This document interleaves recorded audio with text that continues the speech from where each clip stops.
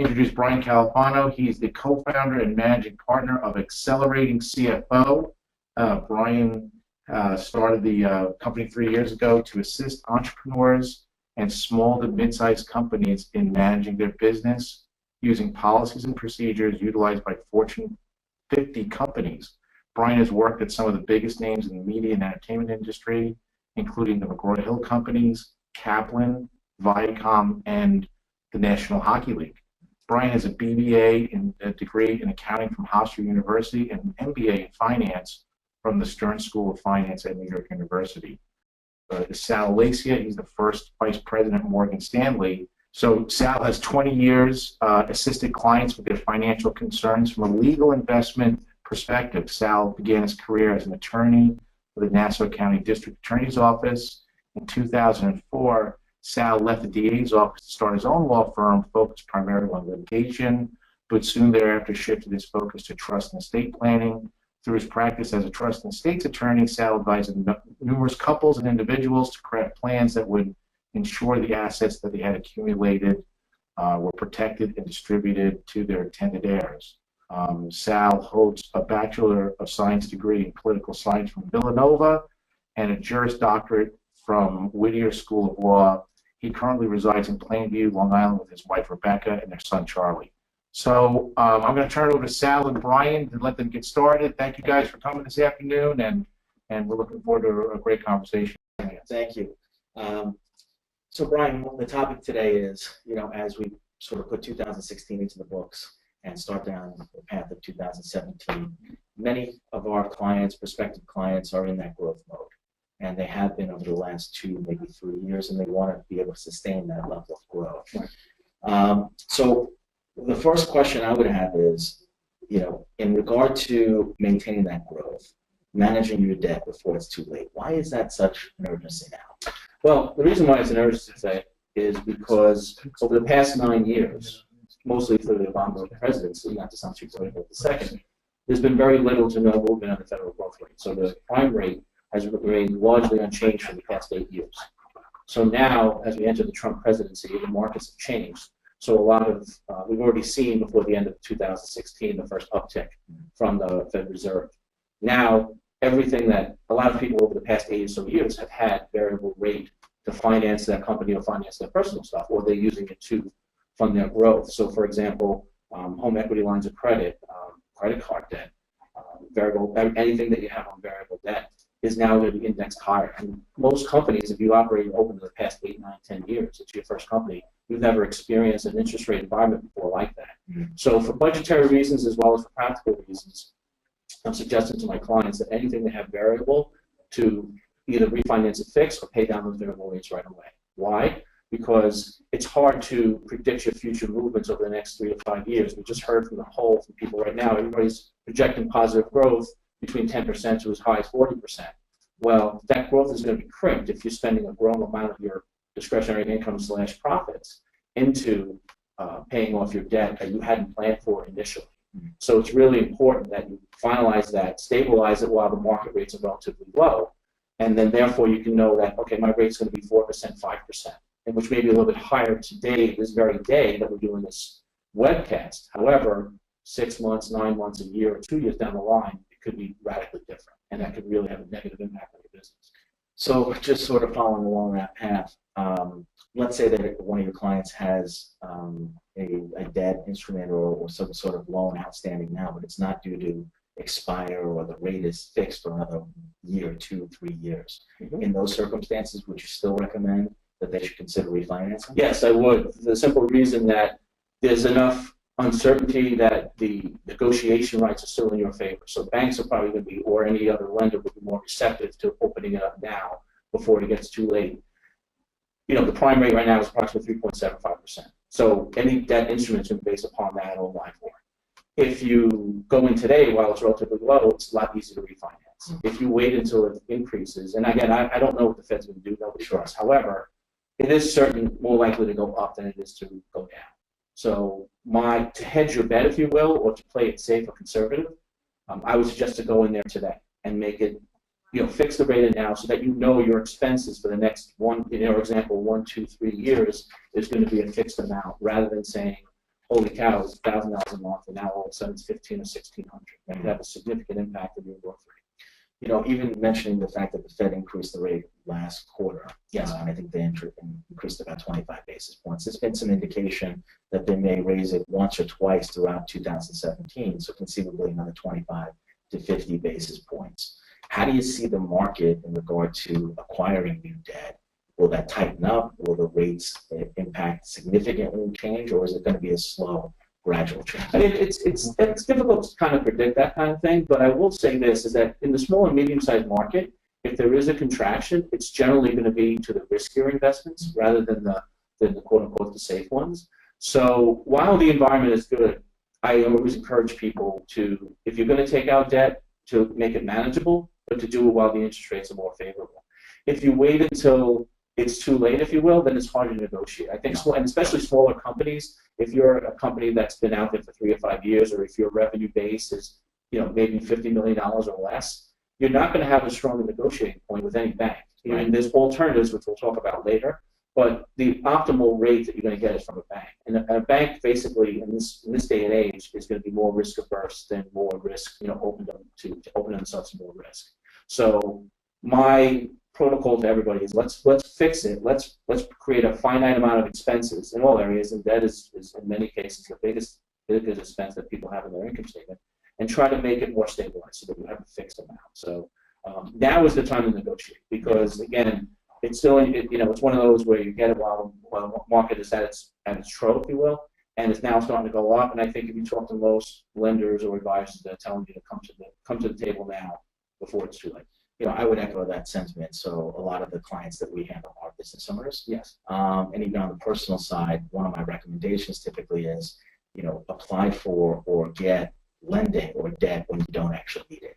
Mm-hmm. Because at some point in the future, if you do need to draw upon that line of credit, or essentially not want to evade the principal of your portfolio, but you have opportunities, this provides an easy and seamless way to get access to capital. Yeah, absolutely. And actually, let me just go to a 30-second point on that. From a personal perspective, when I started my business, I went from being a W-2 employee one day, and then the next day, I don't have a W-2. And one day, I went from being a very attractive person who works for all these big Fortune 500 companies, senior executive, you're going to be making it, hand over fist, blah, blah, blah. And then the next day, I'm like, I'm ready to start my own business. I'm ready to make it happen. They're like, okay, talk to us in 2 years. Yeah. And now all of a sudden you're like, holy cow. So to build on your point, yeah, absolutely. If anybody is out there who's thinking about starting their own business, which again, I think it's a great idea, you should make sure that if you're going to do any kind of debt financing or any kind of equity, you do it before you make that leap. So planning, obviously a concurrent theme throughout this. You're going to find that when you talk to me, I tend to try to plan things out, because predictability is the good success indicator. All right, I want to make sure that we cover all the 5 of the topics. So, debt obviously can certainly wreak havoc on a company's finances. How should companies deal with this in their budgeting for 2017 and quite frankly, beyond? So they need to plan. Right. So, all kidding aside, most companies, again, in the range of $50 million or less, I find, revising CFOs, their budgeting or their planning is basically done in the seat of their pants, which, and a lot of times, companies who have managed for 10, 15 years, they know their business. And I'm not going to say people don't know it, but, in terms of your other employees or your other departments, we have found, and you can take it from a big, top 50 companies in the world, to the 93% of the companies in the U.S. that are quote-unquote small, medium-sized businesses. It's really important to plan and budget your finances. Why?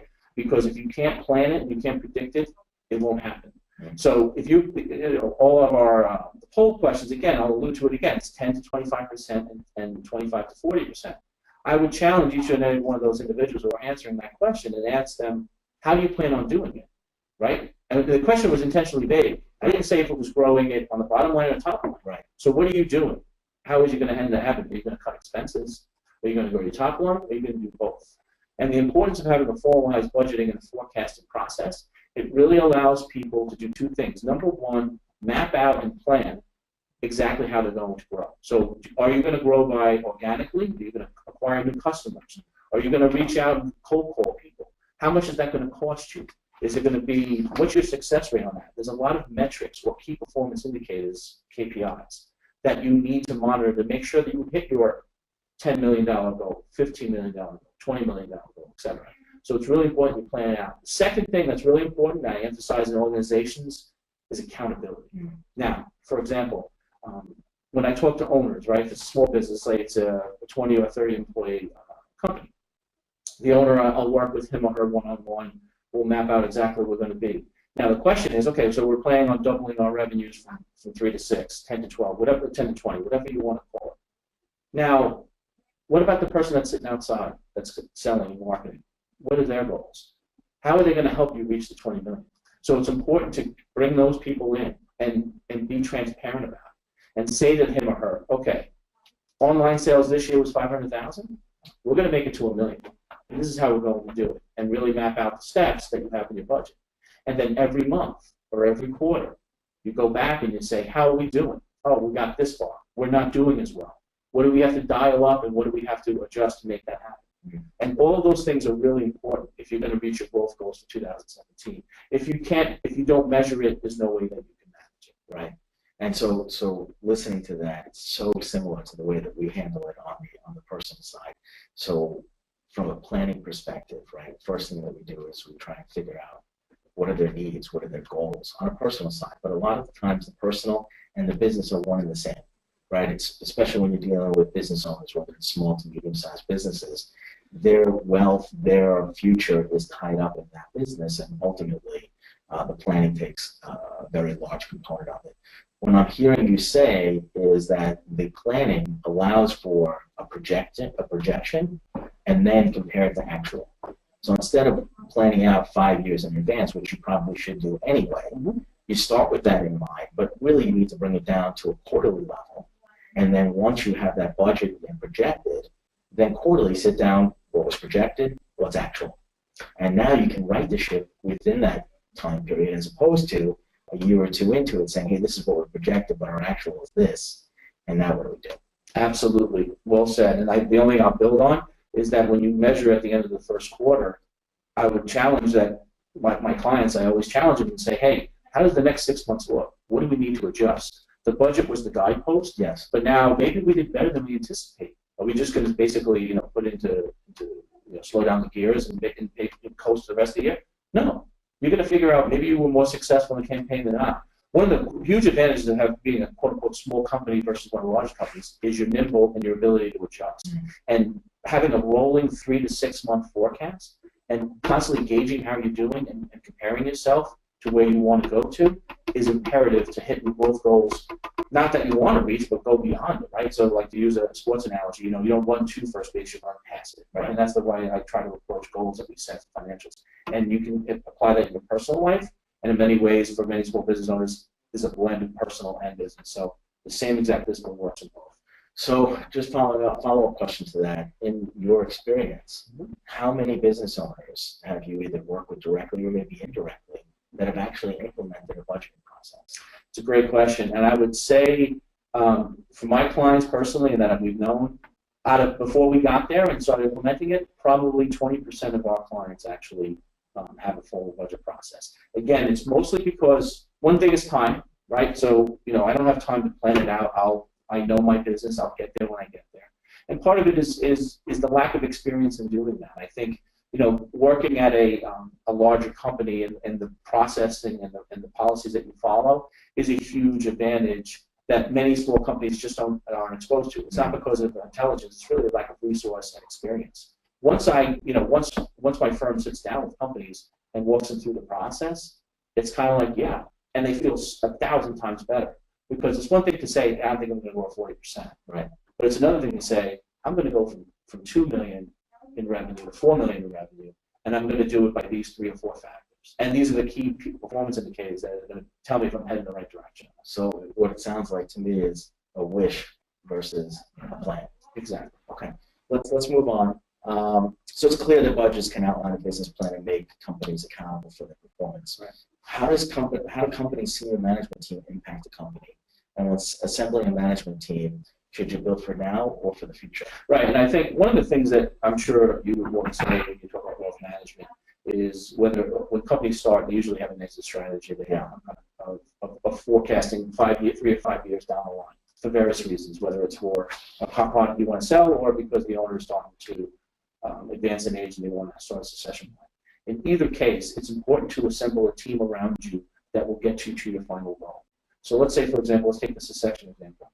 If you want somebody who's skilled in online marketing, as well as legal, as well as having the financial acumen to kind of negotiate deals, then you need to have those people appendage to you. Too many owners, I think, are too concerned about having it all themselves and being able to delegate. But it's really, really important that you have a team around you that complements you, but don't necessarily are yes people, right?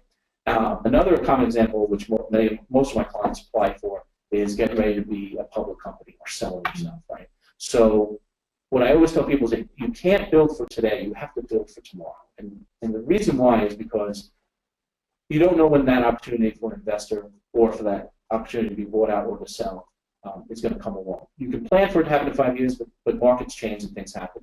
So I always tell people, if you're planning on getting rid of it, you should get your team in place now. If you want to be a public company, you should have a controller in place that has public company experience. Right. It's not that easy to do, but you can hire it. Same thing on the legal side. You want somebody with securities industry experience, because if you wait until you go, oh, I want to go public, now you have somebody sitting in the chair that's 5, 6 years in that knows the business, has no idea how to do securities. How do you do that? Now you're talking about redundancy of costs. But maybe when I hired that person, he was young, or she was young in her years of being a law firm, and now 2 or 3 years later, she has a security experience. She knows my company. Now I have a perfect blend, and now she can lead me on the legal side. So it's important that if that's your goal, to start thinking about it today and not wait until 6 months before something happens or you think it's going to happen. And sort of building upon that, how important is that, especially if the company, the owners are planning on selling, but the team that he or she has put together,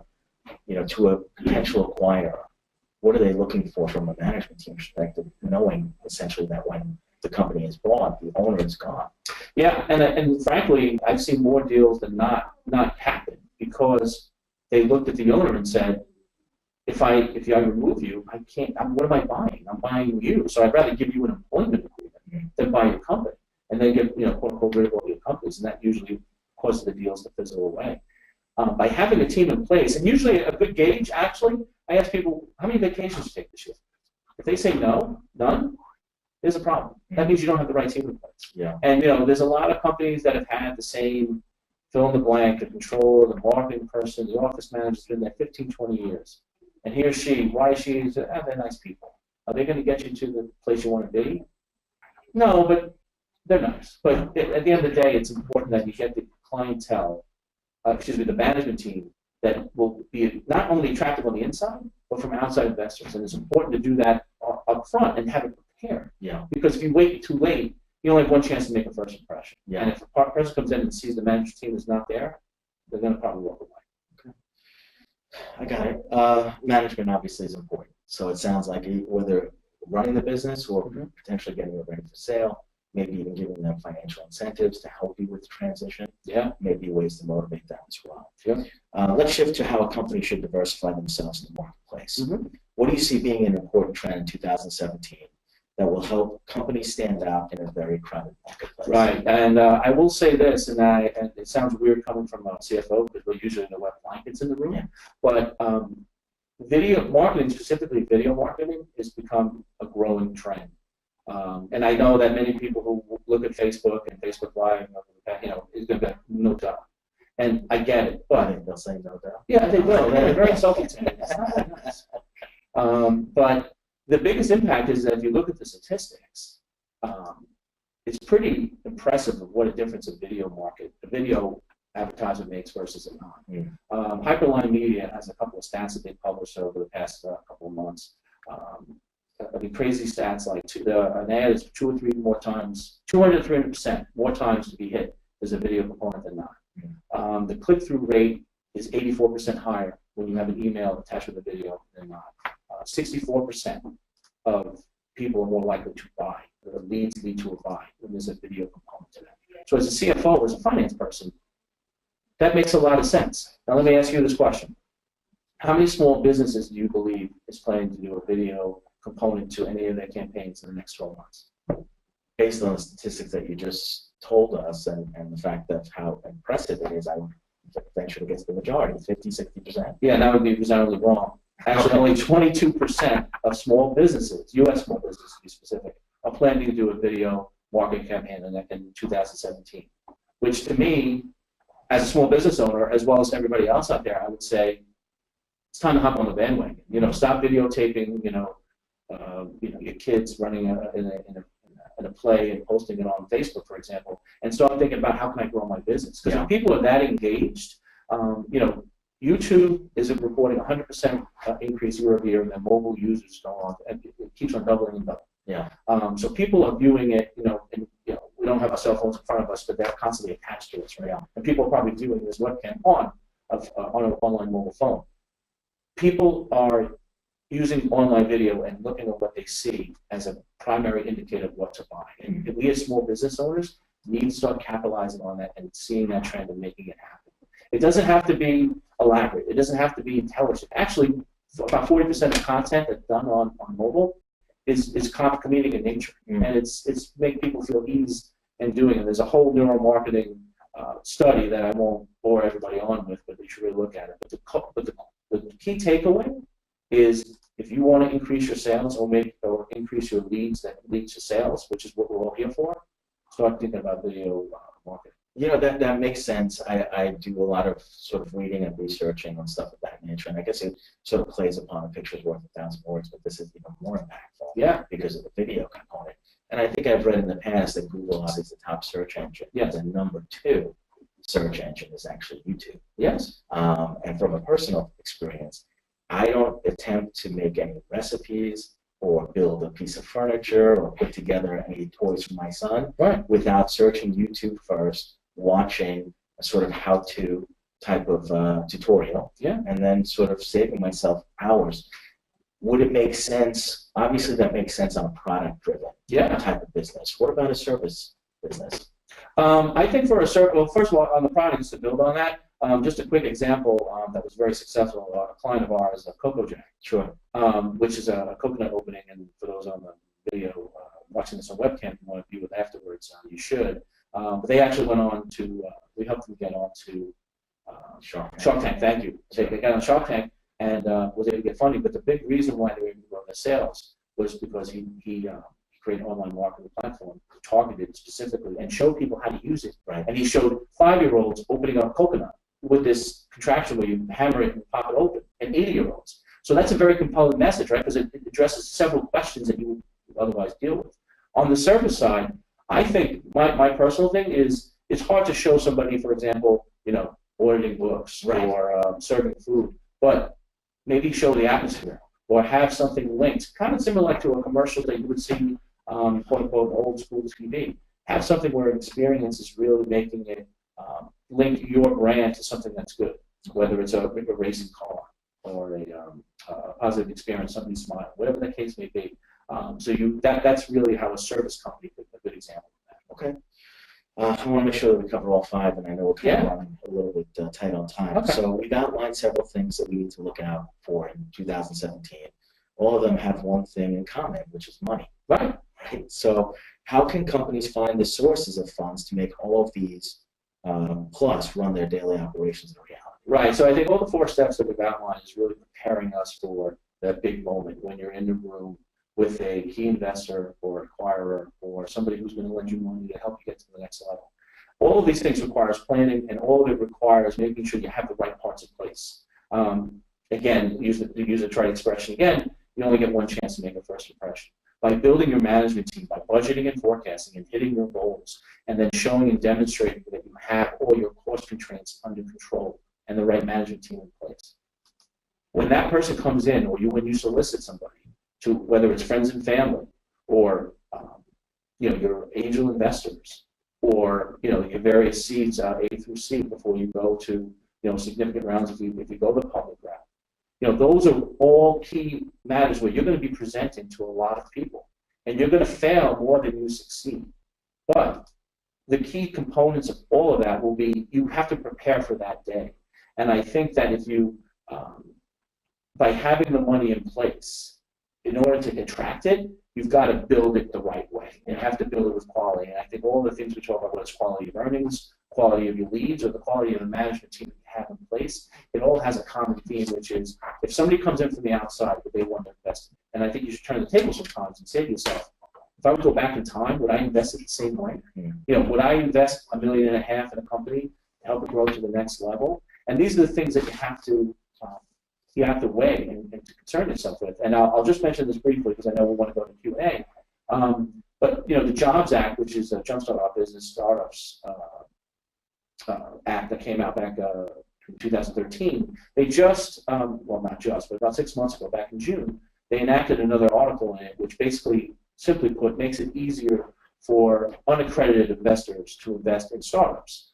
There's a lot of restrictions behind it, and I think it really needs to be scrutinized carefully. But the key takeaway, if you're a business and you need to raise $1 million or less, it's important. You know, this is a new avenue basically that should be pursued. There's a number of broker dealers that are out there that are specializing in this space because they see it as a growing opportunity. Because of the difficulty of companies to raise that million, because you have a kind of a tier, right? So a lot of PE firms want to invest only $10 million to $20 million, and there are other people who are like, hey, I like this idea and I want to get equity, but I don't have a lot of money. So you can solicit 1,000, 2,000, 2,500 from as many as the math works up to $1 million. There are restrictive reporting requirements that come along the way from 100 to 500 and 500 to $1 million, which need to be closely scrutinized. But it is an avenue that you should really consider if you're looking to raise money. Is that where like crowdfunder or Kickstarter came out of? Correct. Yeah, that's exactly right. But this actually, for those other levels, you had to be what they call an accredited investor, which means you had to have a certain amount of net worth and a certain amount of investments. But basically, what this new article did was lowered those barriers so that people, quote unquote, more middle class people, could come in now and invest lower amounts. So you can have less than $200,000 in income or less than $1 million in net worth and still invest a percentage of your earnings, a percentage of money into a particular company or collectively. Which is a good thing because it gets frustrating at times to get, as silly as it sounds, to get somebody to give you $200,000 and $2 million at one time. But for a company that's trying to raise it, that's a lot of money. And you know, if you're trying to garnish some money and get some momentum, it's an avenue to pursue. I think you should talk to your legal advisor and your financial advisor in terms of whether it makes sense to do it or not. But it is an avenue that's just opening up that should be considered a thing. And from the business owner's perspective, that $200,000 in the scenario that you described, that could be the difference between bankruptcy or continuing to grow and success. That's exactly right. I mean, and again, you know, to use the opening comment, if you have a lot of debt or balloon payment coming up, or because you had the variable debt, you know, that was built out for 5 years, and all of a sudden you have that, it could be the difference between you folding up or being able to go over that hurdle and continue to add value to your clients. Okay. Ryan, that was great. Thank you very much. I want to transition. I know we have some time for Q&A, and I want to just turn it back to Jim and see if we have. Yeah, guys, that was great. That was really interesting, and I want to thank all the people that have been dialing in for the webinar. I see our chat room has been pretty active, and you know, there's some questions, Sal, for you and Brian. The first one that came in is, when is the right time to think about budgeting and forecasting? Since we're already in 2017, is it too late? I guess it's an interesting question. There's a trite expression, I guess, when you do anything, not just budgeting. You know, when's the right time to plant a tree? And there's two answers: 20 years ago and today. And I would tell you that, you know, as the day of this webcam, it's mid-January. I would say it's not too late to try, because you know you're still early enough in the year, and it's still the right time to start thinking about how are we going to do in 17. Right. So even if it's a 6-month plan or a 3-month plan, it's not too late. As a matter of fact, it's right now is the right time to do it before it gets ahead of you. And a lot of it is in your head, and I think it's just a matter of just managing your time and closing the door in your office and just basically mapping out and work. What does it mean to get to the point that you think you're going to get to? Perfect. And you know, I got a kick out of this one because it was similar to my question for you guys. You know, I hear this terminology a lot. What exactly is a dashboard relative to what you guys are talking about this afternoon? Right. A dashboard is kind of a consultant term that's commonly used out, which is really, I talked about the concept before about key performance indicators. So in every business, there's always something that, whether it's gross margin, sales revenue, percentage of debt as a total percentage, that's really an indicator of how you're doing. So there's financial ones, which I alluded to, and there's non-financial ones. And an example of the non-financial ones would be like, how many leads do you need before you can convert into a customer, right? So the key thing there is that having that information available to you. So what we do, one of the things that my firm helps to do is set up a dashboard, which is basically a single page or Excel or Word, which automatically updates information from your GL or from your customer databases that aggregates data together, and so you can see a dashboard or a single screen, all the key statistics that you need, so that you can call it up in a moment's notice. And it's important. The reason why a lot of senior executives like dashboards is because it tells them exactly what they want. When they come in the morning, they get their morning coffee, they're having their bagel, or their apple, since it's a New Year's resolution. Right, exactly. And they're actually looking at how they're doing for a given period, whether it's a week or a month or whatever. And that's common, especially in retail. KPIs, same store sales or weekly sales, for example, that's a big statistic that people watch. But whatever your industry is, you have key statistics that you want to know. Yeah. And it's almost like having it available with you in real time, and you can react to it. Exactly. And also, you could, if somebody says to you, how you doing? Like, how's your business doing? You can say, instead of saying, oh, that's good, you can say, well, we experienced 15% growth, but the past 2 months we've actually got 25%. That's impressive because it means like everything on the pulse. Exactly.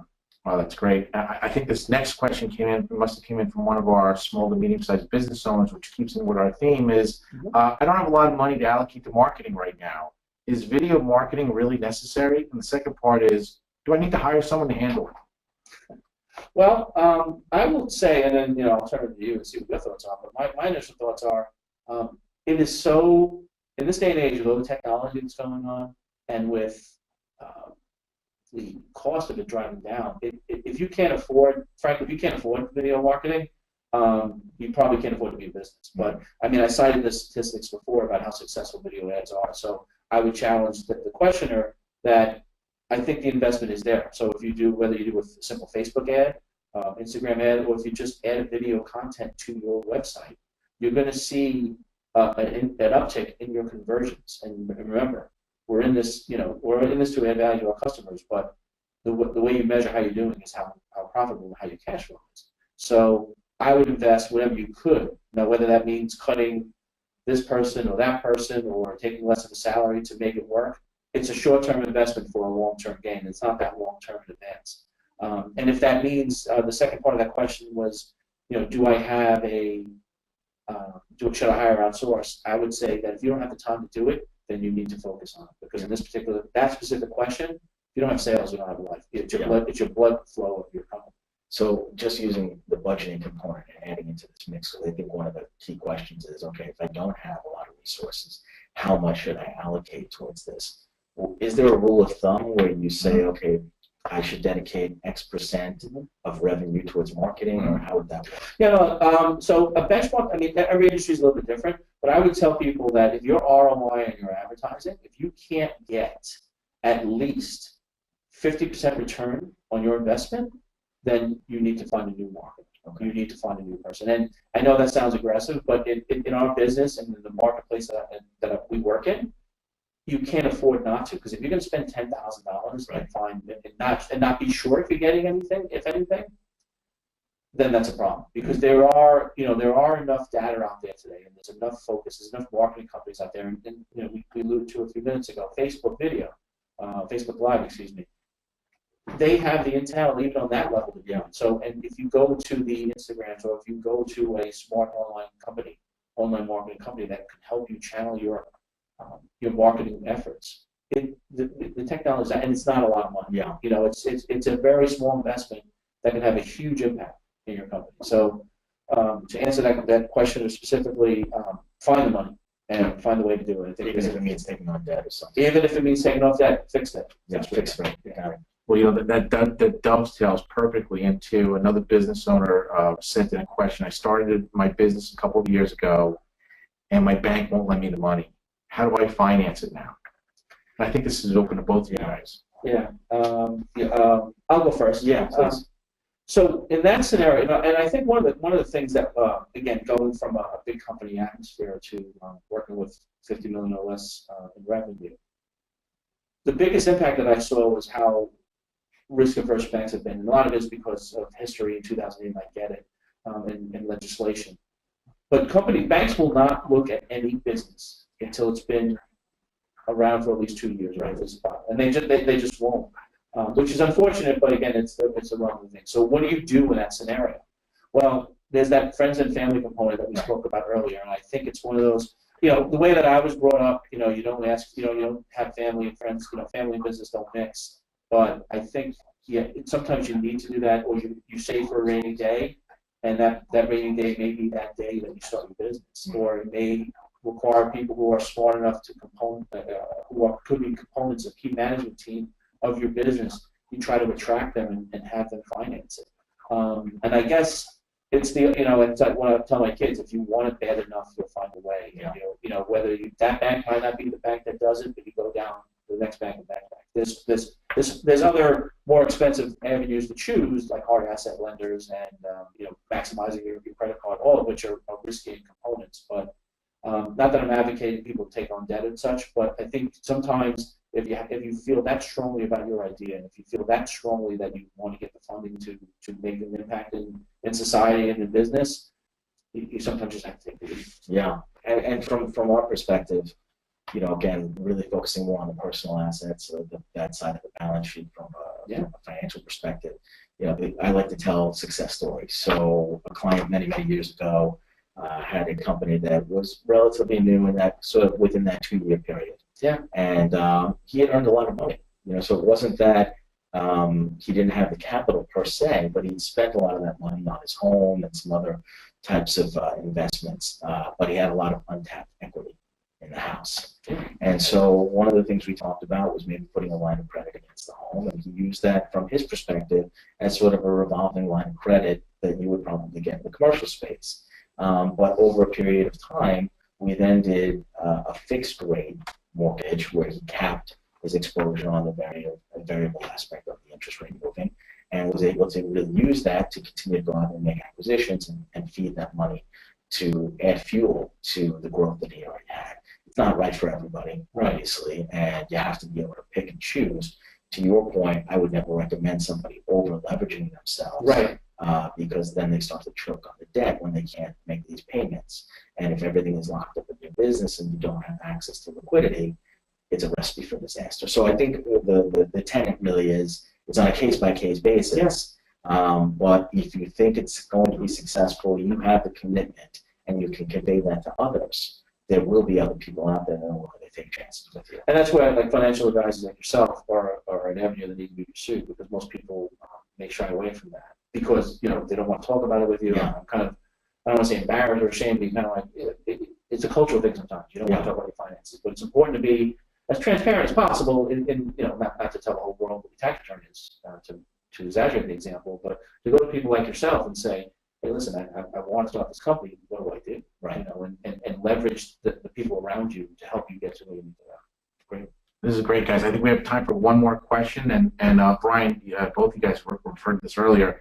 How do I make myself more appealing to private equity funding and/or angel investors? Mm-hmm. I have a great idea, but I can't get in front of the right people and the money to fund it. So, no, that's a great question. And it's usually many times the first time people meet me, they come with this. I have this idea, or here's this product.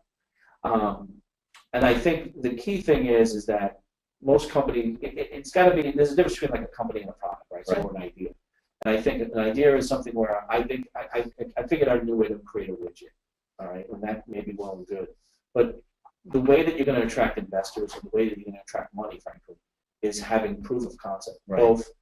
There's two ways of doing that, right? So we have you have to go through the patent process if it's something, a unique idea, whether it's trademarks, et cetera. So that's one way of doing it.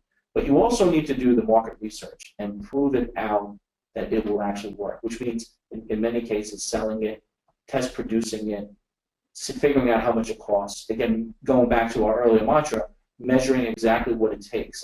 And that's an investment that early on, it's going to be a strain on your finances. However, you can't really go forward on something and say, I can't go to you and say, for example, I have a great idea. Right. I created this new widget, and you said, okay, how much do you need?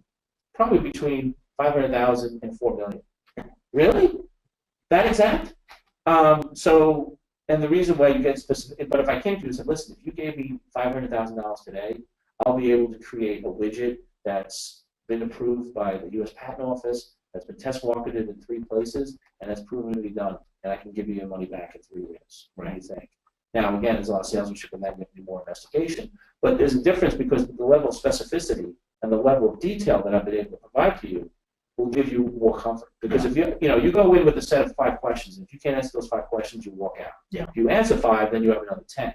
But if I answer all 15 questions early on from an idea, then I'm able. Then all of a sudden it becomes a lot more attractive to money. So people want to invest. I mean, when you meet angel investors, most people are good-natured at heart. They want to give you the money, but they want a compelling reason why. They're not in the charity business per se.